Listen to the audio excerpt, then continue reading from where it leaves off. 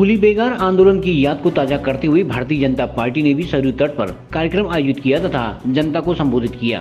इस मौके पर पूर्व मुख्यमंत्री तथा पूर्व राज्यपाल भगत सिंह कोश्यारी ने कहा कि केंद्र और राज्य सरकार जनहित के कई फैसले ले रही है, जिससे जनता को राहत मिली है।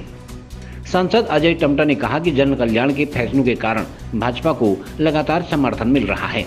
सभा को विधायक सुरेश गढ़िया, पार्वती दास, जिला पंचायत अध्यक्ष बसंती देव तथा दर्जा राज्य मंत्री शिव सिंह बिष्ट ने भी संबोधित किया। मकर संक्रांति का ये पावन पवित्र उत्तरायणी का पर्व बागेश्वर में अपने आप में विशेष महत्व रखता है, क्योंकि ये सरयू और गोमती के संगम पर प्रभु बागनाथ जी के पवित्र धाम में इसकी अपने आप में एक विशेष महत्व पूरे देश भर के अंदर है। और एक विशेष बात और है कि आज जिस काम को नरेंद्र भाई मोदी जी कर रहे हैं, उसके लिए 1921 में कुली बेगार जो बहुत खराब प्रथा थी, जो यहाँ के लोगों के लिए, जो भारतवर्ष के लोगों के लिए अंग्रेजों के द्वारा एक बहुत बड़ा जुल्म था, उनकी बहियों को जलाने का काम, भिगोने का काम, डुबोने का काम भी यहाँ पर हमारे स्वतंत्रता संग्राम सेनानियों ने किया। उन्हीं स्वतंत्रता संग्राम सेनानियों का सपना था कि भारत माता आज़ाद हो और भारत पुनः विश्व के अंदर अपना एक स्थान प्राप्त करे, और आज हर गरीब की समस्याओं का समाधान करते हुए विश्व के प्रमुख नेता के रूप में और प्रमुख देश के रूप में भारत को आगे लाने का काम नरेंद्र भाई मोदी जी के मार्गदर्शन से चल रहा है। इसलिए अपने आप में बागनाथ जी के इस पवित्र धाम की और याद दिलाता है उस ऐतिहासिक उपलब्धि को। इसलिए मैं कहता हूँ कि जो काम हम लोग कर रहे हैं वो उन्हीं के सपनों को साकार कर रहे हैं। मोदी वालों को कानून की लगातार मांग की जा रही है, क्या कहना चाहेंगे? देखिए, मेरा इस मामले में यह भी कहना है कि सरकार के माध्यम से और हमारे मुख्यमंत्री जी के माध्यम से भी बयान आए हैं, बातचीत आई है।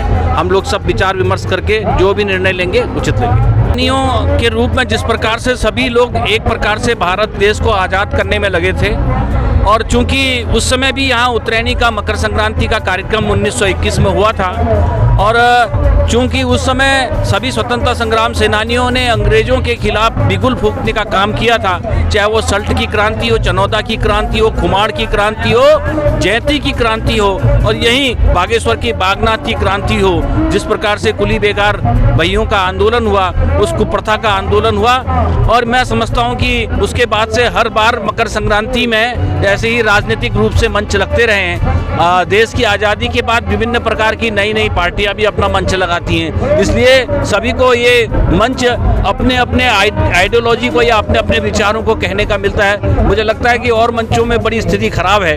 हमारी भारतीय जनता पार्टी में बहुत अच्छे वक्ता भी हैं और हम लोगों के पास ज़्यादा चीज़ें हैं बताने के लिए, क्योंकि जो हमने किया है 70 साल के अंदर, आज इस राजनीतिक मंच का महत्व यही है कि आम समाज तक ये बातें पहुँचे। भारत वर्ष प्रजातंत्र है, हर आदमी वोट देता है और वोट दे के सरकार बनाता है। इसका अर्थ है सामान्य व्यक्ति से लेके आप मीडिया के बंधु से लेकर के हमारे जैसे सामाजिक कार्यकर्ता से लेकर के राजनीतिक कार्यकर्ताओं तक हर किसी का कहीं न कहीं राजनीति से संबंध रहता है।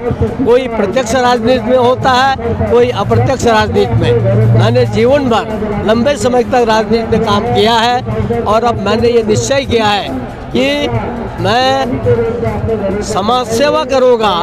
उत्तराखंड को सबका साथ सबका विकास जो प्रधानमंत्री का नारा है और जो रिवर्स माइग्रेशन का उनका नारा है, उसको साकार करने के लिए मेरे जीवन का जो समय बचा है वो समय उसमें लगाऊंगा।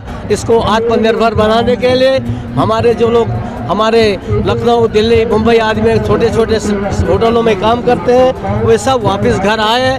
और जो हमारे प्रधानमंत्री जी ने, मोदी जी ने, हमारे धामी जी ने, मुख्यमंत्री ने हॉर्टिकल्चर में, फ्लोरिकल्चर में, मत्स्य पालन में, दुग्ध पालन में करोड़ों करोड़ सैकड़ों करोड़ रुपए का अनुदान रखा है। उस अनुदान का उपयोग करके इस उत्तराखंड को एक हरा भरा, एक आत्मनिर्भर उत्तराखंड बनाए, इस दिशा से काम करें। मैं वास्तव में आज केवल यही अपील करने यहाँ पर आया हूँ।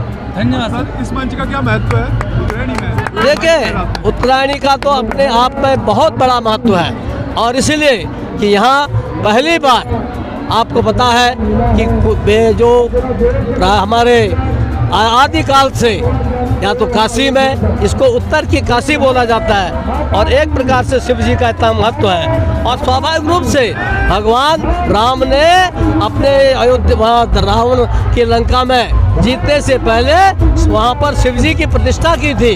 तो एक प्रकार से इतना बड़ा महत्वपूर्ण स्थान है। आदरणीय नरेंद्र मोदी जी एक जमाने में पैदल बागनाथ आए हैं। मैंने उनसे पूछा आप क्या बागेश्वर गए अभी 2-3 साल पहले?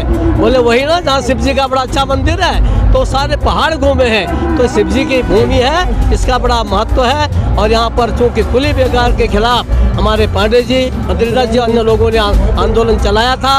और आज मैं इस मंच के माध्यम से एक अगली अपील करने वाला हूँ कि हम सब लोग इस उत्तरायणी से एक नया संदेश दें कि हम समाज में जाति पात हटा करके सबके घर जाएंगे, सब मिलके खाएंगे और समाज में अभी भी जहाँ कहीं थोड़ा बहुत भेदभाव है वो भेदभाव खत्म करेंगे। मैं केवल यही विनती करने यहाँ आया हूँ।